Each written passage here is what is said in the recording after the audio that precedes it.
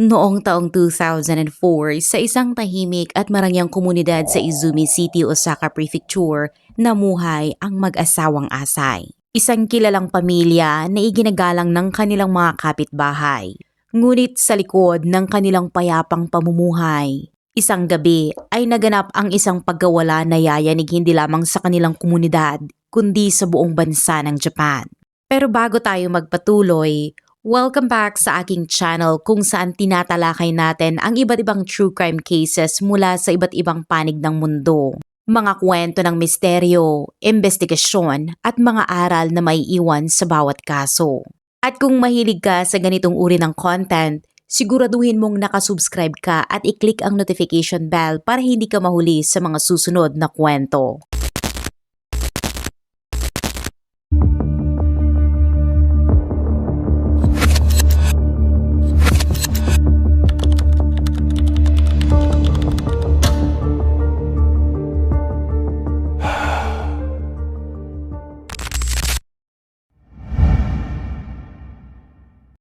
Sa video na ito ay susuriin natin ang misteryosong pagkawala ng mag-asawang Kenji at Kiyo Asay, ang mahabang taon ng investigasyon at ang nakakapangilabot na katotohanang lumabas matapos ang 5 taon. Isang kwento ng yaman, tiwala at desperasyon na nauwi sa isang malagim na trahedya. Ang may-ari ng bahay ay si Kenji Asay, isang matagumpay na negosyanteng 74 na anyos na nagsilbing chairman ng isang malaking kumpanya ng paggawa at kalakalan ng tela. Ang kanyang asawa naman na si Kiyo Asay, 73 anyos, ay isang masinop at mapagmahal na may bahay. Mahigit 50 taon nilang itinaguyod ang kanilang pamilya at bahay, sabay pinalaki ang kanilang mga anak at kinilala sila bilang huwarang mag-asawa. Lumipas ang panahon at nag-asawa na ang kanilang mga anak at lumipat ng sariling tirahan. Unti-unting naging tahimik ang kanilang maluwag na bahay hanggang sila na lamang ang natira. Gayunpaman, hindi ito nakabawas sa kanilang pagmamahalan. Sa halip, lalo pa itong naging matatag at mapayapa. Sa loob ng maraming dekada, hindi sila nagkaroon ng seryosong pagtatalo dahil marunong silang magbigay at mag-unawa sa isa't isa. Hindi lamang dahil sa yaman, kundi pati na rin sa kabaitan, kilala ang mag-asawang Asay. Sa mata ng kanilang kapitbahay, sila ay mabait at mapagkawang gawa. Madalas silang manguna sa mga gawaing voluntaryo at palaging handang tumulong sa mga nangangailangan. Bilang chairman, kilala si Kenji sa kanyang sipag at dedikasyon. Maingat at mahusay niyang pinamamahalan ang negosyo at noong 2004, pinalawak pa ng kumpanya ang operasyon nito sa karatig lungsod. Sa ilalim ng kanyang pamumuno, patuloy ang paglago ng kumpanya at tila mas maliwanag pa ang hinaharap. Ngunit sa kabila ng lahat ng ito, isang trahedya ang dumating. Bandang 10:00 ng umaga noong ika-4 ng Disyembre taong 2004, nakatanggap ng agarang tawag ang pulisya ng Izumi City. Isang lalaki ang nag-ulat na nawawala ang kanyang mga magulang na sina Kenji Asay, 74 at Kiyo Asay, 73 taong gulang.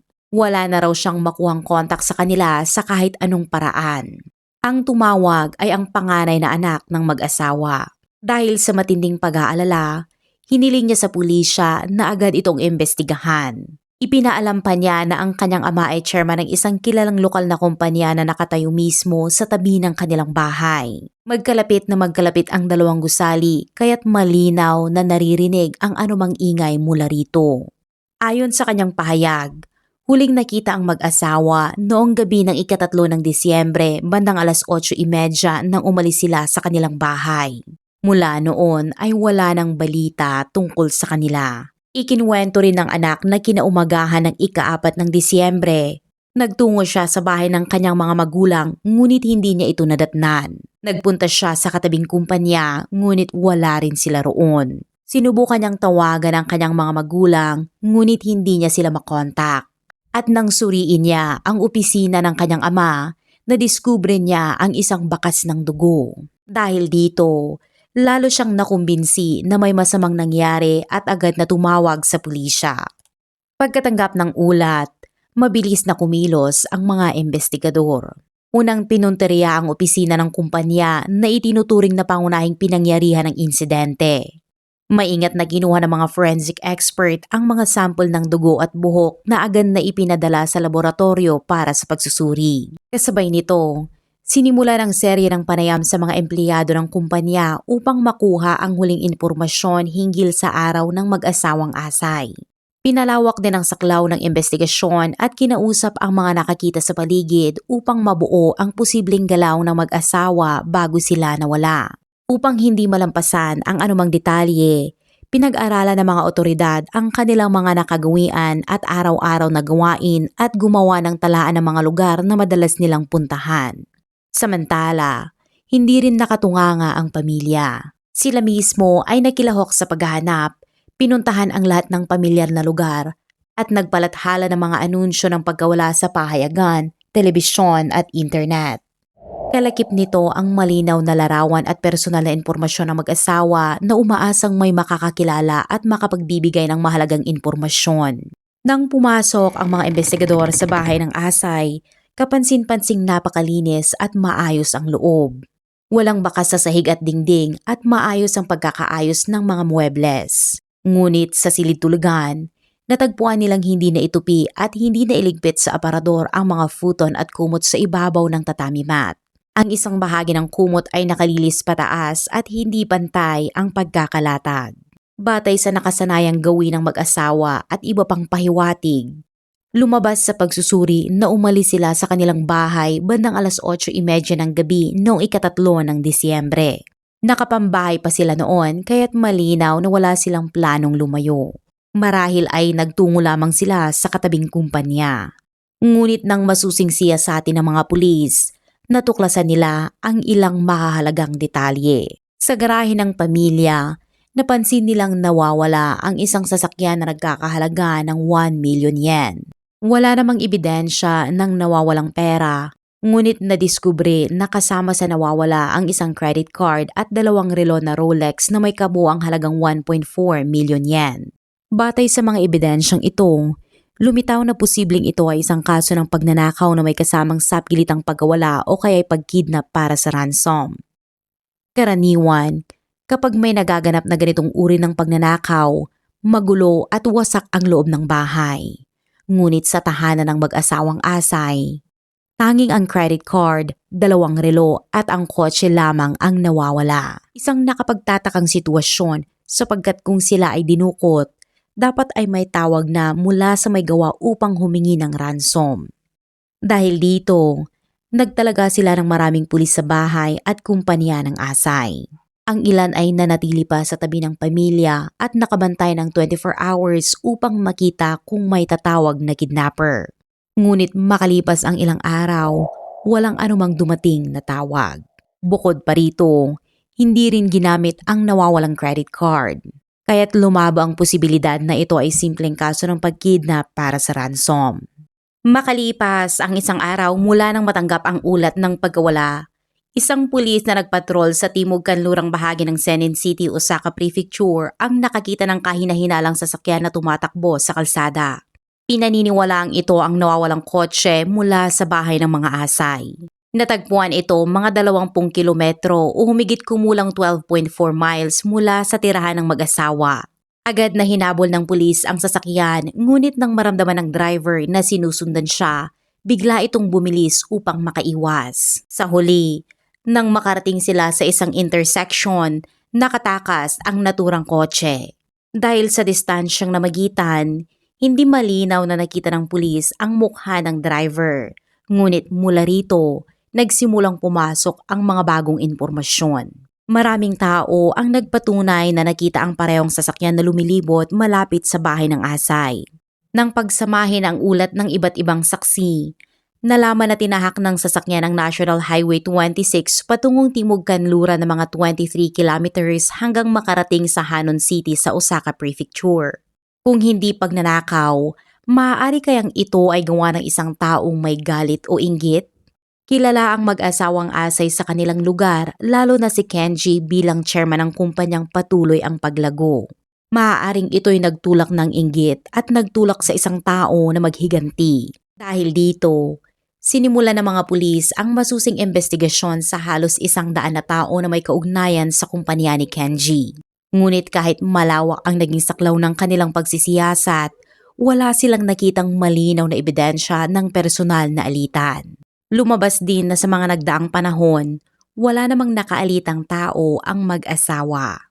Pagkalipas ng 4 na araw mula nang mawala ang mag-asawang Asay, nakatanggap ang pamilya ng mensahe na ipinadala mula sa cellphone ni Kenji. Nakasaad dito na sila raw ng kanyang asawa ay nagpapahinga lamang sa isang hot spring resort at hindi dapat magalala. Ipinaliwanag din sa mensahe na ang bakas ng dugo sa opisina ay nagdulot lamang ng pagdurugo ng ilong ni Kiyo. Ngunit matapos matanggap ang mensahe, sinubukan agad ng pamilya na tawagan si Kenji. Sa kasamaang palad, naka-off ang kanyang telepono at gayon din ang kay Kiyo. Sa araw ring iyon, dumating ang resulta ng pagsusuri mula sa forensic laboratory. Kinumpirma na ang sample ng dugo at buhok na nakuha mula sa opisina ng kumpanya ay pag-aari mismo ni Kenji at Kiyo. Ang pagtuklas na ito ang nagpatibay ng pinakanakakatakot na hinala.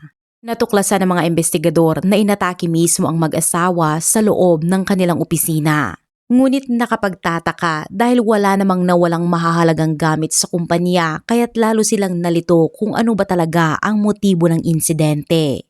Ilang araw matapos nito, isang hindi inaasahang pangyayari ang naganap nang muling makatanggap ang pamilya ng mensahe mula sa telepono ni Kenji. Nakasulat dito na siya at ang kanyang asawa ay babalik din makalipas ang ilang panahon.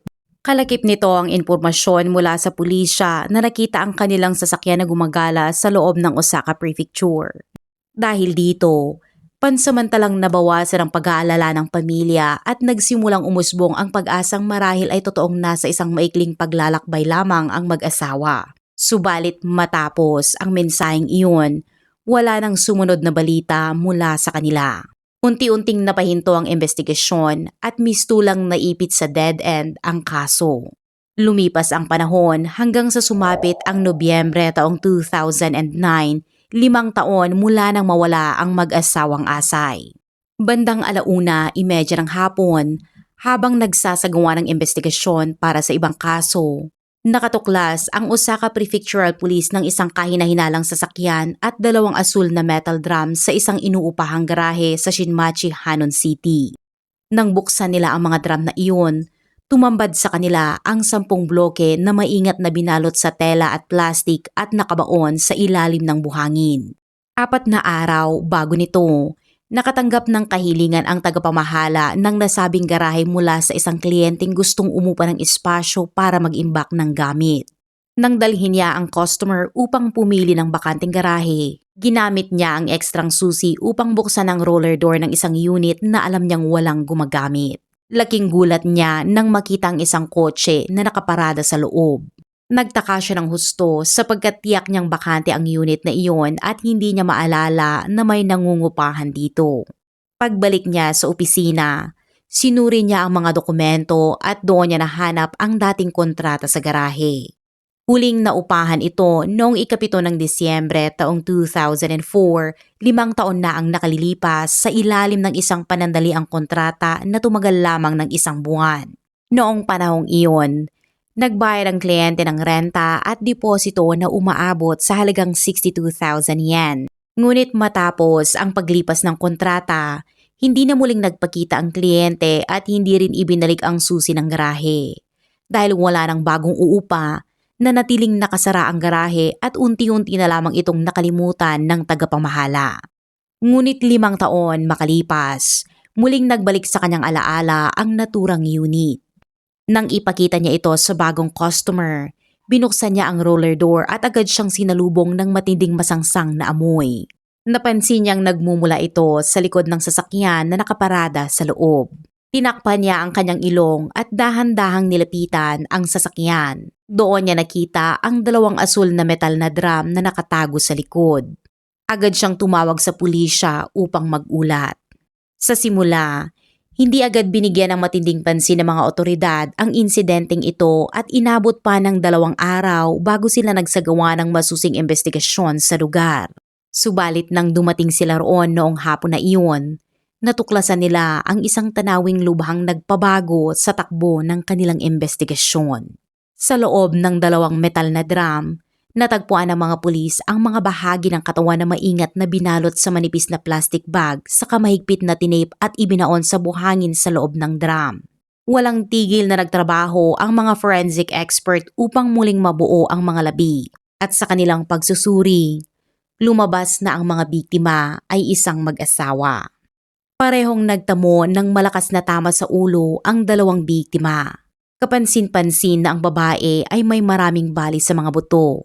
Gayunpaman, dahil sa matinding pagkabulok ng mga labi, nahirapan ang mga eksperto na matukoy ang tiyak na sanhi ng kanilang pagkamatay. Maging ang oras ng krimen ay naging malabo at tinatayang maaaring naganap ito ilang buwan hanggang ilang taon na ang nakalipas. Matapos madiskubre ang mga labi, pinalawak ng mga investigador ang kanilang pagsisiyasat sa paligid at nagsaliksik ng impormasyon mula sa lokal na komunidad. Ayon sa mga residente, matagal ng problema ang lugar ng paupahang garahe dahil palagi raw may mabahong amoy na nanggagaling doon. Ito ang dahilan kung bakit nanatiling nakatago ng matagal ang mga labi ng hindi natutuklasan. Dagdag pa rito, sinabi ng mga residente na hindi masyadong aktibo ang negosyo ng pagpapaupa sa lugar na iyon. Maraming garahe ang bakante at matagal bago muling maupahan kaya't naging pabor ang lugar na ito para maitago ng salarin ang kanilang ginawa. Isang mahalagang turning point ang dumating nang suriin ng pulisya ang plaka ng sasakyan na natagpuan sa garahe. Labis silang nagulat nang malaman na ito ay pagmamay-ari ni Kenji at Kiyo Asai, ang parehong mag-asawa na misteryosong nawala ilang taon na ang nakalilipas sa Izumi City. Sa puntong ito, nagdikit ang 2 tila magkaibang kaso. Ang pagkawala ng mag-asawang Asai at ang bagong tuklas na krimen sa garahe. Sa bagong ebidensyang ito, nagkaroon ng sapat na dahilan ng pulisya upang maniwala na ang mga labi sa loob ng drum ay kay Kenji at kay Kiyo. Ang teoryang ito ay hindi lamang nagpaliwanag sa kanilang biglaang pagkawala, kundi tumugma rin sa mga naunang palatandaan ng pag-atake sa opisina. Ayon sa investigasyon, mula ika-4 ng Disyembre hanggang ika-6 ng Disyembre taong 2004, matapos mawala ang mag-asawa, nakita ang kanilang sasakyan na dumaan sa National Highway 26 mula Izumi City patungong Hanan City. Pagkaraan, gumalaw pa ito sa iba't ibang lugar sa lungsod. Sa pamamagitan ng forensic examination, tuluyang nakumpirma ang pagkakakilanlan ng 2 katawan. Sila nga ay sina Kenji at Kiyo Asai. Lumabas din na maaaring sa mismong sumunod na araw matapos silang mawala ay nangyari ang kanilang pagkamatay. Dagdag na ebidensya ang natagpo ang kalahating gamit na sako ng buhangin sa loob ng kotse na nakaparada sa garahe na may parehong uri ng buhangin na nakita sa loob ng drum. Napansin din ng pulisya na ang 2 metal na drum ay halos bago pa ang itsura at walang kalawang at walang pinsala. Sa mga tala, lumabas na ang huling umupo ng garahe ay si Katsuaki Suzuki, isang 42 anyos na construction worker. Ayon sa kanyang amo, si Suzuki ay seryoso sa trabaho, bihirang lumiban, hindi nagsusugal, may maayos na pagkikitungo sa mga kasamahan at hindi kilala na nagkaroon ng away. Sa kabuuan, inilarawan siya bilang isang mabuting tao. Gayunpaman, pinaghinalaan ng pulisya na si Suzuki bilang huling umupa ng garahe ay may kinalaman sa kaso. Noong hapon ding iyon, natuntun siya ng mga otoridad at isinailalim sa interogasyon. Lumabas sa investigasyon na 5 taon na ang nakalilipas, si Suzuki ay nagtatrabaho sa isang construction company sa Senan City.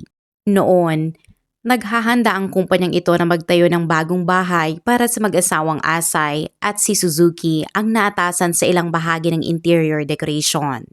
Noong ika-7 ng Disyembre taong 2004, 4 na araw matapos mawala ang mag-asawa, siya ang nagrenta ng naturang garahe. Pagkaraan nito, tuluyan na siyang tumigil sa pagkikipag-ugnayan sa manager ng garahe at hindi na isinauli ang susi ng roller door. Bagamat malinaw ang maraming palatandaan na nagtuturo sa kanya, Nahirapan ang Osaka Prefectural Police na makalikom ng sapat na konkretong ebidensya upang direktang idiin siya sa kaso ng pagpatay. Lalo pang naging komplikado ang sitwasyon dahil sa ilalim ng batas noon, ang kaso ng pagtatapon ng katawan ay may prospective period na 3 taon lamang kaya't hindi na ito maaaring isakdal makalipas ang 5 taon. Dahil sa kawalan ng matibay na ebidensya para agad na isampa ang kasong pagpatay, nagdesisyon ang mga investigador na arestuhin muna si Suzuki sa kasong pagnanakaw. Sa ganitong paraan, makokontrol nila siya habang patuloy na kumakalap ng karagdagang ebidensya. Sa mga naunang pagtatanong, mariin niyang itinanggi ang anumang kaugnayan sa pagkamatay ng mag-asawang Asay. Aminado lamang siya na siya ang nagparada ng sasakyan sa garahe, ngunit aniya, wala siyang alam tungkol sa mga metal na drum at mga bangkay na natagpuan doon. Subalit natuklasan ng pulisya sa loob mismo ng sasakyan ang kontrata ng pagrenta ng garahe na pirmado ni Suzuki noong 7 ng Disyembre taong 2004, isang warranty card ng Rolex watch at ilang bakas ng dugo sa trunk.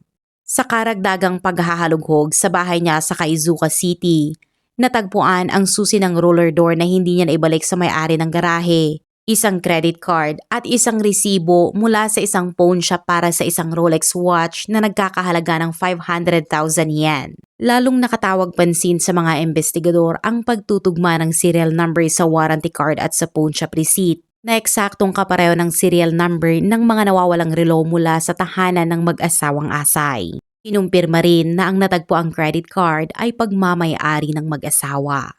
Bagamat hindi ito kailanman nagamit matapos ang kanilang pagkawala, naging matibay itong ebidensya na dumaan ito sa kamay ni Suzuki. Sa pagsusuri, lumabas na ang mga relo ay isinangla noong 4 ng Disyembre taong 2004, 2 araw matapos mawala ang mag-asawa. Dito, muling binalikan ng pulisya ang mga detalye ng pinangyarihan. Ang kumot na bahagyang nakabukas sa silid tulugan at ang kasuotan na pantulog ng mag-asawa ay nagbigay indikasyon na sila ay biglang inatake na posibleng sa kalaliman ng gabi o madaling araw. Dagdag pa rito, pinaghinalaan ng pulisya na si Suzuki ang nagpadala ng mga misteryosong mensahe mula sa cellphone ni Kenji matapos silang mawala. Ginawa umano ito upang linlangin ang pamilya at ang mga otoridad at palabasing buhay pa ang mag-asawa. Sa ganitong paraan, maitatago niya ang krimen at makakalayo ng pansamantala. Muli ring sinuri ng pulisya ang bahagyang bayad ng dugo sa opisina na dati pinalabas na simpleng nosebleed. Ngayon, pinaniniwalaan nilang iyon ay bakas ng isang marahas na pag-atake.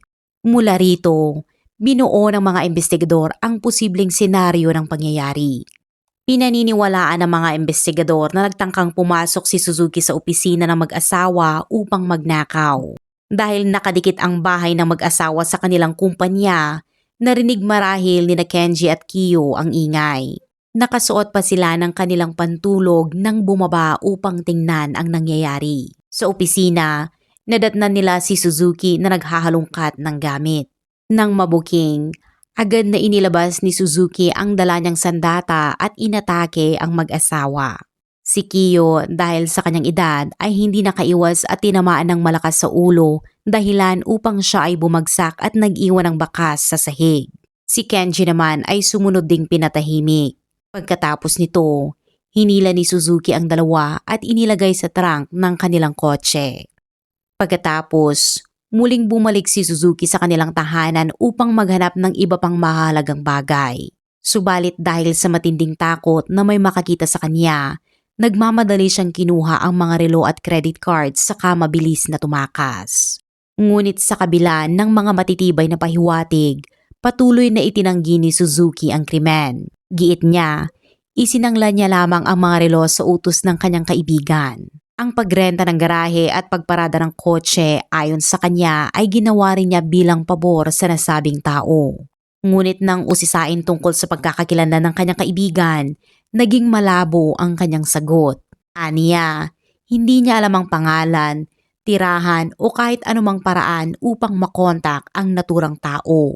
Makalipas ang 1.5 buwan mula nang maaresto si Suzuki, kinumpirma ng forensic laboratory na ang mga sapatos na natagpuan sa trunk ng kotse ay pagmamay-ari ng mag-asawang Asay. Higit pa rito, natagpuan din ang fingerprint at DNA ni Suzuki sa dalawang asul na metal na drum. Dahil dito, wala na siyang nagawa kundi aminin ang bahagi ng kanyang pagkilos. Inamin niyang siya ang nagdala ng kotse na may kargang mga bangkay patungo sa garahe at siya rin ang bumili ng mga drum at naglagay dito ng mga labi. Gayunpaman, iginiit pa rin niyang hindi siya ang pumatay sa mag-asawa at wala raw siyang alam kung paano sila namatay. Sa kabila ng kanyang pagtanggi, patuloy pa rin ang masusing investigasyon. Lumipas ang 6 na taon mula nang maganap ang insidente, ngunit kahit walang natagpo ang murder weapon at tuwirang ebidensya, nakalikom ang Osaka Prefectural Police ng sapat na mga palatandaan. Pagkaraan ng mahigit 1 taon ng pagtitipon ng impormasyon, inaresto si Suzuki sa kasong murder at theft. Napatunayan din na mula sa halagang 500,000 yen na kanyang nakuha ng 102 Rolex watch, halos lahat ay nagastos niya para sa sarili. Dahil walang bakas na may nakinabang pang iba, lumakas ang paniniwalang kathang-isip lamang ang kaibigan na paulit-ulit niyang binabanggit. Kalaunan, umamin din si Suzuki sa isa pang mahalagang detalye. Siya ang gumamit ng cellphone ni Kenji upang magpadala ng mga mensahe sa pamilya ng mga biktima. Subalit sinubukan pa rin niyang ikaila ang tuwirang pananagutan sa pamamagitan ng pagsasabing ginawa niya ito sa utos ng isang taong hindi niya pinapangalanan. Sa kabila ng mga pagtatangka niyang umiwas, noong ika-24 ng Disyembre taong 2010, formal siyang kinasuhan ng Osaka District Public Prosecutor's Office ng 2 mabigat na krimen. Siya ay nakasuhan ng premeditated murder at theft. Nang harapin ang mga kasong ito, nanatiling tikom ang kanyang bibig at tumangging umamin. Bagaman kulang sa direktang ebidensya, nakapagtahi pa rin ang prosekusyon ng matibay na kadena ng circumstantial evidence laban sa kanya. Si Katsuwazaki Suzuki ay ipinanganak noong Mayo ng 1967 sa Osaka Prefecture. Nang mga panahong iyon, siya ay empleyado ng isang construction company sa Kaizuka City at nakatira sa apartment na ibinigay ng kumpanya. Sa edad na 17, nagdesisyon siyang huminto sa high school, iniwan ang bahay ng kanyang mga magulang at nagsimulang mamuhay mag-isa sa pamamagitan ng iba't ibang part-time na trabaho. Sa mga sumunod na taon, palipat-lipat siya ng hanap buhay, mula pagiging electrician hanggang construction worker sa loob ng Osaka Prefecture. Noong Setyembre taong 2003, sa edad na 36, tinanggap siya ng isang construction company sa Senan City bilang manual laborer. Ang kumpanyang ito ang gumagawa ng bagong bahay para sa isang kliyente sa Izumi City na walang iba kundi si Kenji Asai, ang presidente ng isang textile company. Pagkatapos, si Suzuki rin ang naitalaga sa ilang gawain sa bakuran ng pamilya Asai. Bagaman nakilala niyang mag-asawa, pawang batian lamang ang naging interaksyon at walang malalim na pag-uusap. Subalit mula nang magsimula siyang magtrabaho roon, sunod-sunod ang pagkawala ng mahahalagang gamit. Isang Rolex watch na nagkakahalaga ng 400,000 yen na iniwan sa loob ng kotse ni Kenji ang naunang nawala. Sumunod naman, isa pang Rolex watch na nagkakahalaga ng 300,000 yen ang naglaho mula sa kanilang bakuran. Hindi nagtagal, ilang beses ding nawala ang malaking halaga ng salapi mula mismo sa loob ng bahay ng mag-asawa. Dahil under construction pa ang bahay, maraming tao ang papalit-palit na pumapasok kaya't hindi matukoy ni Kenji at Kiyo kung sino ang kumuha ng kanilang mga gamit. Gayunpaman, labis silang nainis at ilang beses na tumatawag sa may-ari ng construction company upang magreklamo. Noon pa man, pinaghihinalaan na si Suzuki ng kanilang employer at paulit-ulit siyang tinatanong tungkol dito, ngunit palagi niyang itinatanggi at iginigiit na wala siyang kinalaman. Dahil sa kakulangan ng matibay na ebidensya, walang nagawa ang may-ari ng construction company laban kay Suzuki at nanatiling hindi nareresolba ang usapin. Ayon sa investigasyon, namuhay ng magarbo si Suzuki at walang plano sa paggastos. Kapag nauubusan siya ng pera, hindi siya nag-aatubiling mangutang para lamang mapanatili ang marangyang pamumuhay.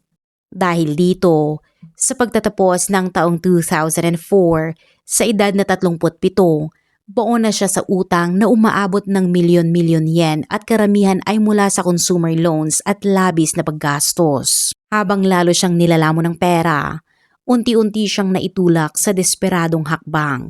Sa huli, napili niyang puntiryahin ang kumpanya na mag-asawang Asay bilang paraan upang maiahon ang sarili mula sa pagkakautang. Sa gabing iyon, pinilit ni Suzuki na pumasok sa kanilang opisina marahil dahil sa layuning magnakaw ngunit hindi ayon sa plano ang nangyari.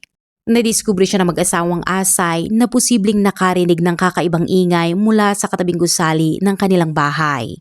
Sa harap ng panganib na babunyag ang kanyang ginawa at kahihinatnan nito, gumawa si Suzuki ng isang malupit at hindi mapapatawad na desisyon, ang patayin ang mag-asawa. Lumipas ang 9 na taon bago nagsimula ang paglilitis kay Katsuaki Suzuki sa Osaka District Court.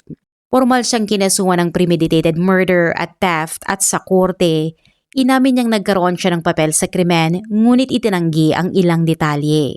Ayon sa kanya, kasangkot siya sa pagnanakaw, paninira at pagtatago ng mga bangkay ngunit wala raw siyang kinalaman sa mismong pagpatay. Patuloy niyang iginigiit na ibang tao ang tunay na may sala.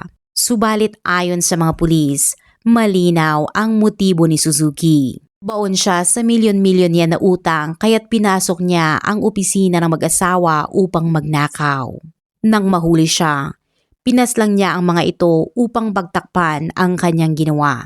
At ang sinasabi niyang kaibigan ay pinaniniwala ang kathang isip lamang upang mailayo ang sarili sa krimen. Matapos ang halos 1 buwang paglilitis, ibinabana ng korte ang hatol.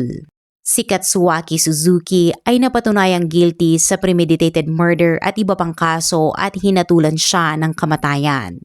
Hindi niya tinanggap ang hatol na ito at umasa pa ring mapapababa ang parusa kaya't iniakyat niya ang kaso sa Osaka High Court at kalaunan hanggang sa Korte Suprema ng Japan.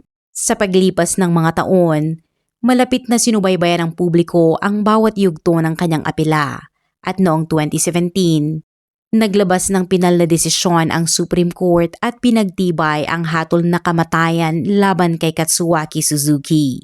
Hanggang ngayon, nananatili siya sa Osaka Prison habang naghihintay sa kanyang kapalaran.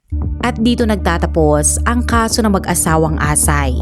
Isang trahedya na nagpapaalala sa atin kung paanong ang kasakiman at desperasyon ay maaaring humantong sa pinakamadilim na mga desisyon.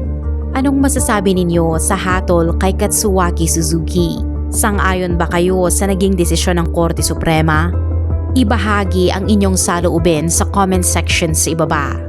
Kung umabot nga kayo sa parte ng video na ito, i-comment ninyo ang salitang justice at isama na rin kung anong oras ninyo ito napanood para malaman namin kung hanggang saan umaabot ang ating mga viewers.